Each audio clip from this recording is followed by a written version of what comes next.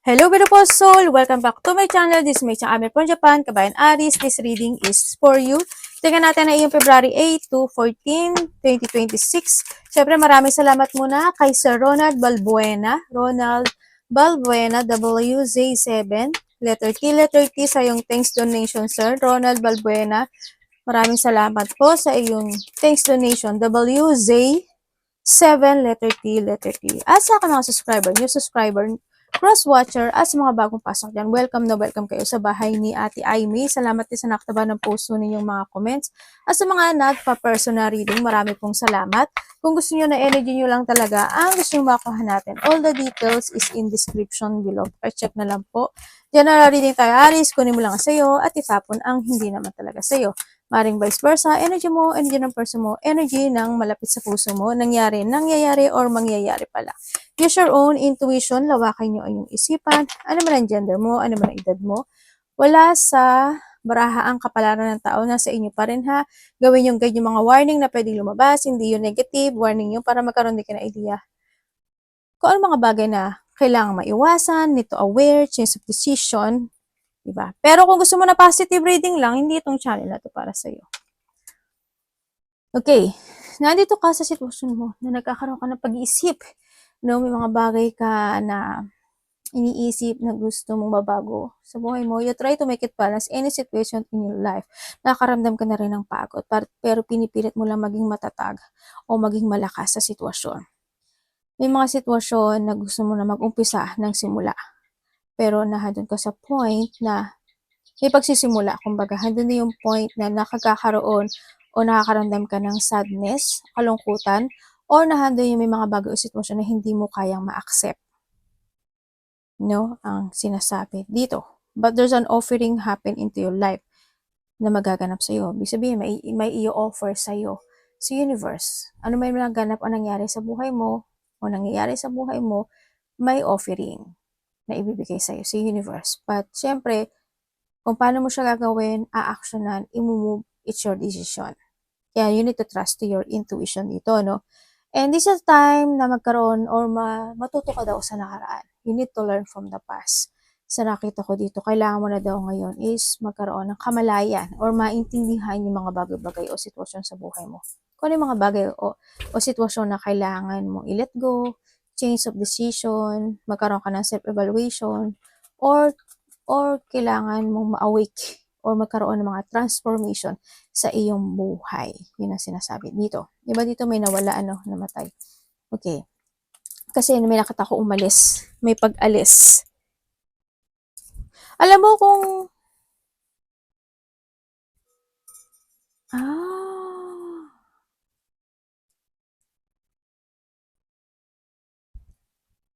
oo, may pag-alis nga. Pero dito sa sitwasyon na to, may pagtulong eh. Hindi ko alam in what way. May tutulungan ka ba? Or nahandoon yung point na may hingi sa'yo ng tulong. May pagtulong kasi ako nakikita sa'yo. Dito ha. Kung ano man yan, vice versa man yan or hindi.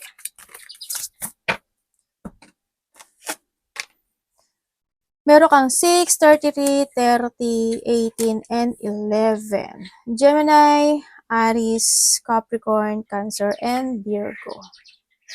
Okay. May mga bagay ka daw na parang may dinidesire ka na gusto mong aksyonan this time. Nandun yung point na nandun yung main concern mo no, sa sitwasyon na iyon. Sa nakikita ko dito kasi gusto mong ma-achieve yung sitwasyon o nandun yung point na naiintindihan mo why doon sa sitwasyon na yun, no? Pero sabi dito kasi nasa iyo yung key. Ikaw lang may hawak ng susi. No, ibig sabihin, ikaw yung may hawak ng susi kung paano mo susolusyonan yung bagay na yon, kung ano yung destiny na patahakin mo or gagawin mo.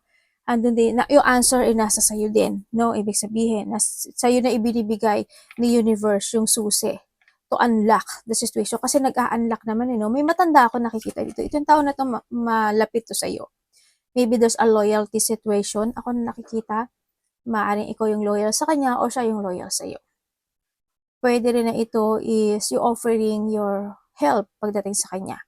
Nagkakaroon ng mga pag-aalinlangan, worrying, or doubt situation. May mga kawalan ng katiyakan, thinking of negativity, or nahando yung feeling emotions sa ibang aspeto ng buhay mo. May mga sitwasyon na nagkakaroon ng reflection from the past, no? Yun na nakikita ko sa iyo, pero pilit mong iniintindi yung mga bagay-bagay. Or mas more ka nagiging matured this time. May mga unclear situation ako na nakikita sa iyo.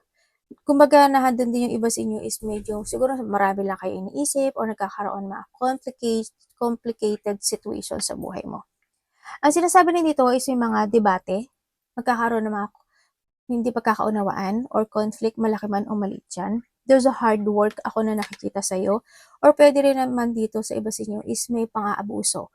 Or ikaw aabusuduhin mo yung sarili mo or someone is aabusuduhin ka or may tao na malapit sa puso mo na inaabuso. Basta may pang-aabuso.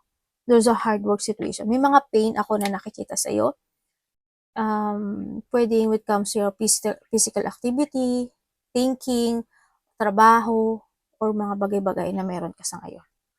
May mga debate talaga, no? May mga tao na loyal. Ang nakikita ko dito, 2 person is loyal sa'yo. Ako nakikita sa'yo. May pusa, aso kayo? Yun na nakikita ko, Yun. And also, pero nasa sayo kasi to, no? Nasa sayo talaga. May mga ini-imagine ka raw? May mga ini-imagine ka, may mga iniisip ka, or may mga, yun nga, feeling emotion lang. Basta sabi dito, mag-trust ka daw sa intuition mo. Yun lang ang masasabi ko sa'yo. Sabi dito, mag-trust ka daw sa intuition mo. Kasi yun yung nag-a-unlock sa'yo. No? Siguro mas more mag-a-unlock yung intuition mo, mas more magiging malakas yung pakiramdam mo, mas more na mag-enlighten yan sa iba sa inyo. Yun. Kailangan mo lang din talaga is mag-focus more para mas more mong makuha yung message na ibibigay sa'yo. So, nakita ko dito. Pwede rin na doon yung tao na may makipagtalo sa'yo. Diba? Kaya ka magkakaroon ng emotions. Pwede may mga tao o malapit sa'yo o ano man yung sitwasyon na yan na makapagbibigay sa'yo ng feeling emotions. Kaya baka isa yun o yun yung gumugulo sa isip mo. Tingnan natin. Energy mo. Aris. Anong energy niya? Please show me. Bakit? We have the 5-5 po.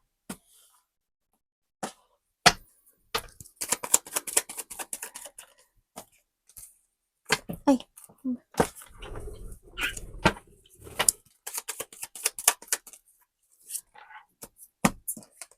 Ay, meron kang 5-5-5. Okay. Energy mo, sa nakikita ko sa'yo dito is may lungkot ako na nakikita sa'yo. You feeling abandoned, you feeling rejected. May mga sitwasyon na feeling mo hindi ka naiintindihan. May mga bagay na siguro hanggang ka sa point na may mga bagay na hindi mo ma-accept. Diba? At nakikita ko rin sa'yo, may babae na makipag-usap sa'yo. Maaring may babae na naghihintay sa'yo or magkakaroon ka ng connection sa isang babae na makapagbibigay sa'yo ng lungkot.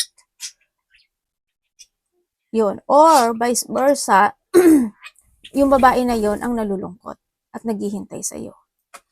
Yun. Basta may taong, may naghihintay. And then, nandun din yung point na pwede rin na may mga biglang nangyari or may nakapagbigay ng news or nakareceive ka ng text message, communication sa isang tao na nakapagbigay sa'yo ng lungkot.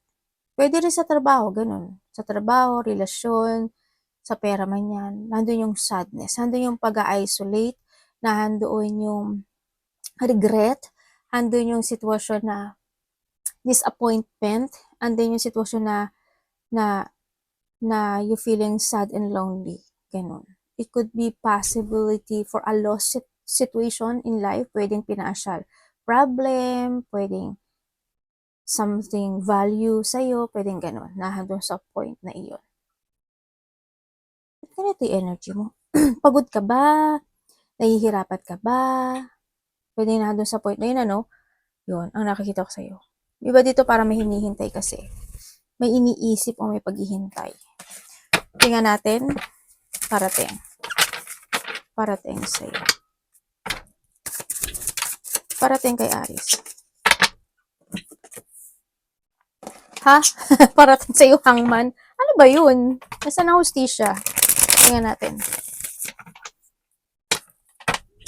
Ano po yung hangman na parating sa kanya?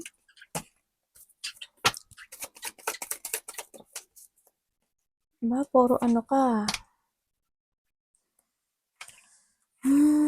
It's time to heal, ano? Ang nakikita ko sa'yo dito. Kasi, galit ka ba? O may tao na nakapagbibigay sa'yo ng galit? Kasi medyo nagpa-fire yung energy mo. Pero, pilit kang nagpapakakalma dito. Okay, sumakit yung ulo ko, panalo. Okay, parating sa iyo.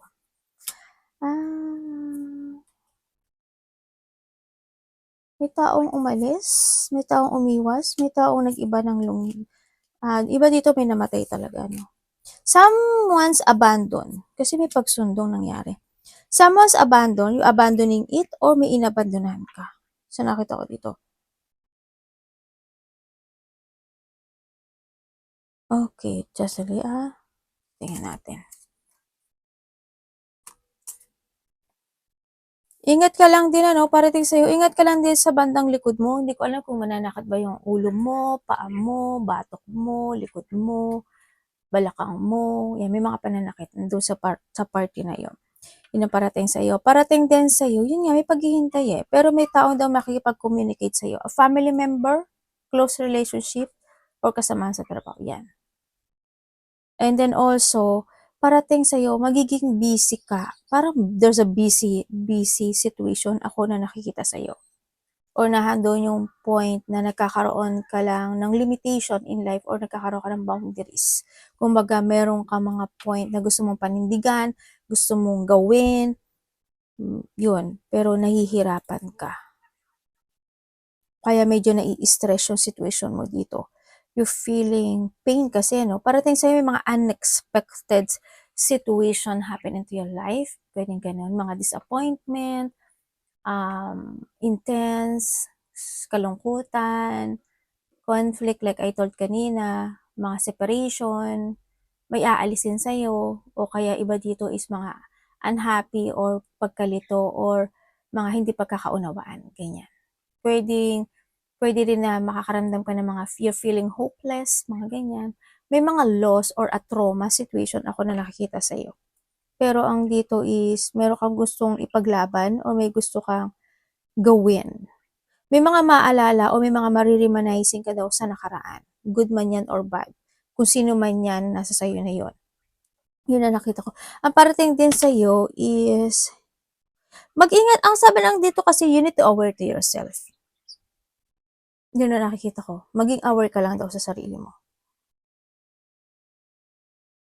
Dito. May mission ka daw na gagawin, no? Mag-ingat ka lang, eh. Sabi dito, mag-ingat ka. Pag-isipan, pag-aralan, siyasatin, alamin ang bagay-bagay o sitwasyon mo sa buhay mo nang ma-achieve mo ito. Yun ang sabi dito, ha. Kailangan mo daw mag-action, no? Para magkaroon ng improvement. Magkakaroon ng mga pakikipagkasundo o collaboration or partnership sa isa hanggang 3 tao sa buhay mo.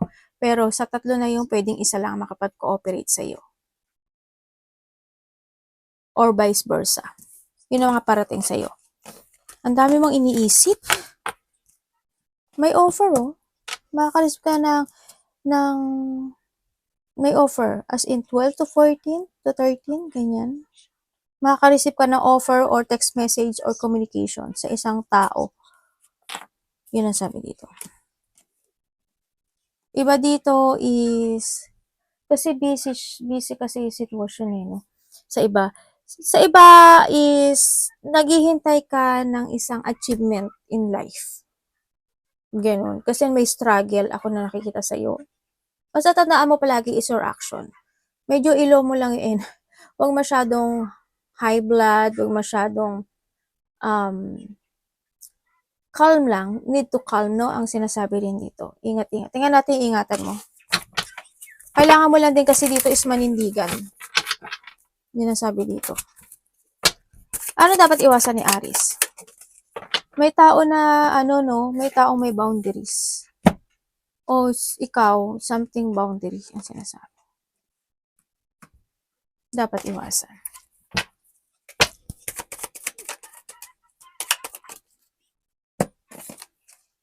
Okay, dapat mong iwasan. Okay, dapat mo iwasan, syempre yung ma-loss of balance ka, ma-imbalance ka, mawalan ka ng tiwala sa sarili mo, ng belief sa sarili mo, ganyan. Iwasan mo syempre yung mga puot, katamaran, struggle, ma-stagnant, mga conflict, isa yun. Dapat mo ring iwasan, ano. Iwasan mo ma-out of balance ka, iwasan mo na ma-lack of direction ka o mapanghinaan ka ng loob, ganyan. Kung may mga gusto ka ma-accomplish sa buhay mo, gawin mo. Something need to fix, ang sinasabi rin dito, no? Sa nakikita ko sa itos. And then, mga distraction, no? May mga distraction. Something need to fix and also, hindi ko lang maintindihan. Okay. Iwasan mo yung mga tao na hindi magiging totoo sa'yo. Kumbaga, yung mga tao na abusuduhin ka, yung mga tao na sinungaling, yung mga tao na, o ikaw ito iwasan mo yung,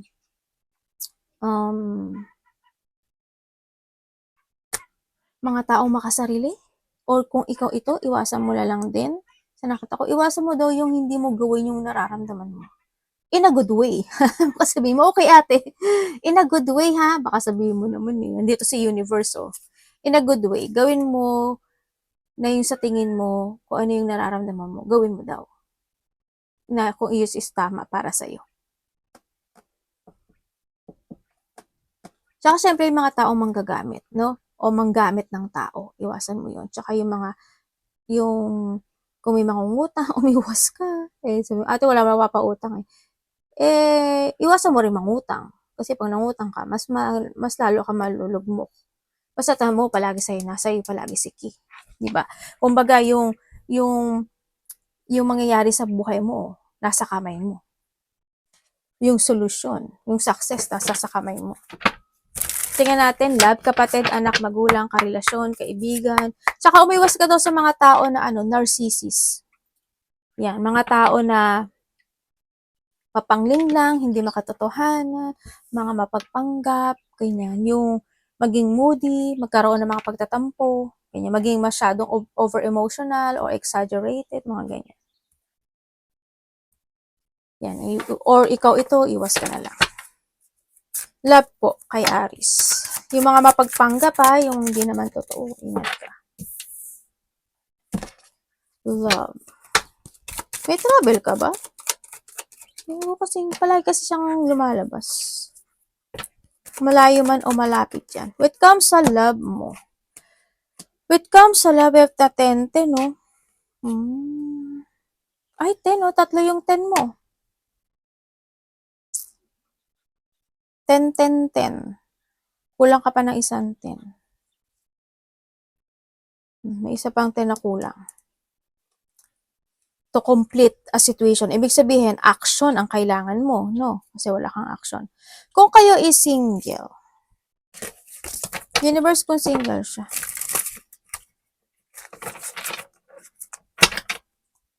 Uy, oo, meron. Ay.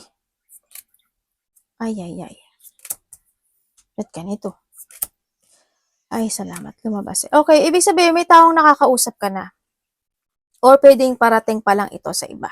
Ba't mag-ingat ka? Baka magulat ka. Hindi ka nag-iisa. So, mag-ingat ka pa rin. Binibigyan ako ng awareness, mag-ingat ka. Sa mga nagkahiwalay dyan, there's an ending situation happened in your life, no? Sa nakikita ko dito. Iba dito, ibig sabihin related to sa family. Kasi we have the family connection. Ibig sabihin, nagkaroon ng ending, nagkaroon ng paghihiwalay with the death, no? May pag-alis. Sa mga nagkahiwalay dyan, nagbigay ang isa sa inyo, binigay talaga yung effort niya, yung focus, yung effort niya, pinagtiyagaan niya, hindi naman pinagtiyagaan.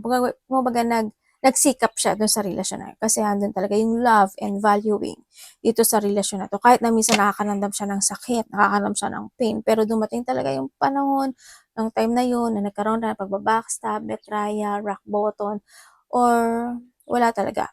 As in, hindi kayo para sa isa't isa. Sa nakikita ko dito. Kasi andun na rin yung, isa kasi sa inyo is feeling, gagawin ko yung gusto kong gawin. Daan siya sa point na yon. Yun ang nakikita ko dito, no? Maaring nagulat ka na lang din na pinagsabay talaga kayo. Mga ganun sitwasyon. Kung kayo naman is in connection, maaring both of you may family o nagkaroon ng relasyon o connection sa ibang tao, no? Or kung may third party dito, yes, meron naman.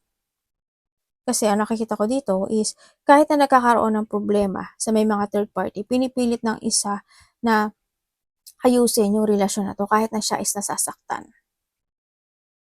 Siguro nandun na lang yung point na nanahimik na lang din siya kasi ayaw lang din niya ng away, ayaw niya lang din ng gulo, ayaw lang din niya na magkahiwalay. O di ba ang sakit. Pero sa mga wala namang, sa mga, sana both of you, di ba? Sana both of you, they try your effort. Pero sa inyo kasi magkakaiba talaga tayo and we need to learn to our mistake. No, yun ang sinasabi rin. And kung wala naman talagang third party, 'di ba? Andun naman yung pagpapahalaga. Matagal na rin kayo nito, no?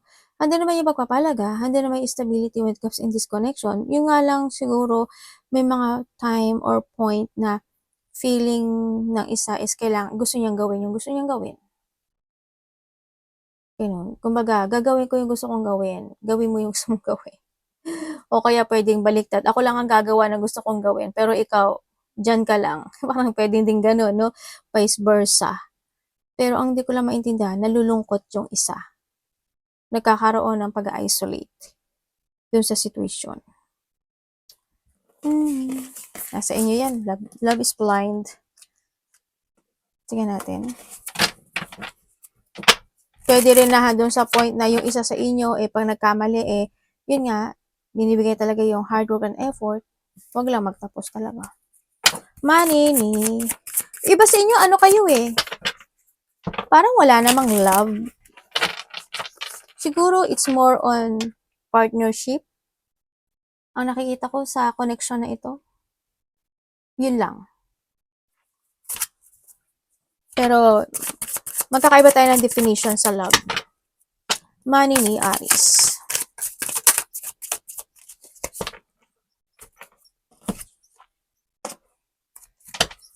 Ano po ito? Ay, 3 of Swords agad. Ano ba yun? Okay, when it comes sa money mo, kasi may bumaliktad dito, sa money mo mag-ingat ka na lang, ha? Kailangan mo magkaroon ng pagbabalanse sa sitwasyon. Huwag ka masyado magtatras sa kahit kanino man.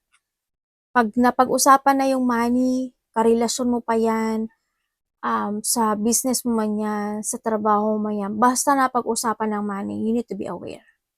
Kasi maaaring mabigo ka, no? Dito sa sitwasyon mo. Pwede magkaroon man ng offering yan, o may mga idea ka na gusto mong i-pursue, pag-isipan mo kung tama ba siya o hindi. Kasi pwedeng ka magkamali. Dito sa sitwasyon, magkakamali ka. Yun na nakikita ko dito. Imbis na maa-confuse mo yung isang sitwasyon, akala mo na yun na pala, hindi pala. Pag-aralan, pag-isipan mo, huwag kang pabigla-bigla, huwag kang magiging impulsive sa nakikita ko dito. Porket nakarinig ka lang na, oh talaga? Mag-ingat ka pa rin. Tingnan natin advice. Iba dito is makaka-receive kayo. Pwede rin na ito is may mga hindi pagkakasunduan related sa money or sa trabaho mo. Magkakaroon ng mga conflicted situation or conflict situation ako na nakikita sa iyo. Kasi may mga bagay na hindi mo ma-accomplish, no? Andun yung point kasi na mas marami ang lumalabas na sa pumapasok sa iba sa inyo. Pwede rin kasi na may tinutulungan ka. Diba? Kaya hindi ka rin siguro makapag-focus. O kaya naman is vice versa, makaka-receive ka but hindi sapat. Pwede na doon sa point na yun. Advice.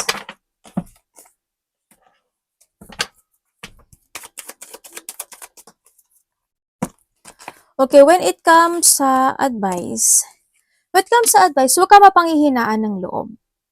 Aries, ang sinasabi dito. Kung may mga bagay na kailangan mo mag-walk away, mag-let go, i-withdraw, mag-escape, or gawin yung goal na gusto mo sa buhay mo. Gawin mo. Huwag kang mag-alinlangan dito. No, huwag kang matakot. Kailangan mo maintindihan. Ang sabi ko naman sa'yo, nasa isiki. Huwag kang mahatak sa nakaraan. huwag kang magkaroon ng pagpapabaya o huwag kang magpabaya sa lahat ng aspeto ng buhay mo. Iwasan mo na magkaroon ng ma-hold ka ng nakaraan. Ang sinasabi kasi dito is mag-focus ka to achieve yung bagay na yun. No? O yung sitwasyon na gusto mong ma-achieve, doon ka mag-focus. Kailangan sa'yo is lakas ng loob. Kailangan sa'yo is, magpurso ka dun sa goal na gusto mong makamtan sa buhay mo. Kasi dito sa sitwasyon mo, nahadot ka sa point kasi na parang indecision yung situation mo. Parang nagkakaroon ka ng scared in the situation. Hindi ko alam in what situation yung scared mo. Siguro it's more in stagnant. May mga stagnant situation ako na nakikita sa'yo. Minsan siguro iba sa inyo, pinipeke mo na lang din yung nararamdaman mo. Pinipeke mo yung kasiyahan mo. Pwedeng nandun ka sa point na yun. Or someone is nagkakaroon ng pagpipeking kasiyahan pagdating sa'yo. Yan. And nandun din yung avoiding, Pwede rin may mga bagay na gusto mo naman talagang gawin, pero ina-avoid mo lang. Gusto mo tahakin, pero ina-avoid mo lang. Pwedeng kasi hindi mo pa kaya. Pwedeng in what way, hindi ko alam yung avoiding mo sa nakikita ko dito. No, parang may mga point din ako ng buhay mo na nakikita ko na parang pwede pa isa pa muli na pagkakataon para nandoon sa point na yon. May mga bagay ka na gusto mong balikan. May mga bagay na hindi mo maiwanan. Kaya it's more on sadness. Ako nakikita sa'yo. Tingnan natin ang outcome ni Aries.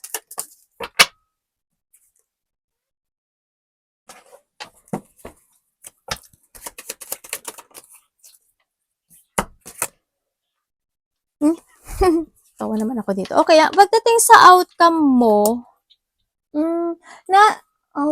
nalilito ka kasi, nagkakaroon ka ng delay. Ibig sabihin yung outcome mo is there's a delay. Kakaroon ng delay, cancellation, self-doubt, o kaya is nagkakaroon ka ng mga options sa buhay mo. Indecision, pwedeng nalilito ka rin kasi. Yung outcome mo rin, yun, fear of changes, saka yung nabibeing held back ka sa nakaraan, or pwedeng iba is na-staying put ka sa sitwasyon mo na meron ka ngayon. Yun na nakikita ko sa'yo.